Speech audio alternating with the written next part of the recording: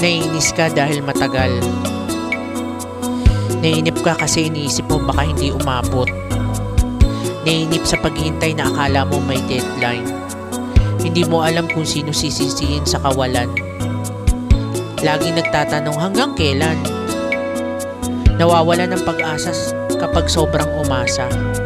Nahirapan ka na, yun ang lagi mong daing. Na sana dinggin naman ang iyong hinaing. Nagtatanong ka na sa Diyos kung bakit. Kung bakit matagal niya ibigay ang handog niyang alay. Huwag ka nang mainip kasi lahat naman may start at ending ang peg. Sa tamang panahon, ikaw din ay aahon. Magtiwala ka lang. At maghintay sa go signal ng ating poong may kapal. Dahil siya lang ang nakakalam ng lahat ng bagay. Follow, like, and share kung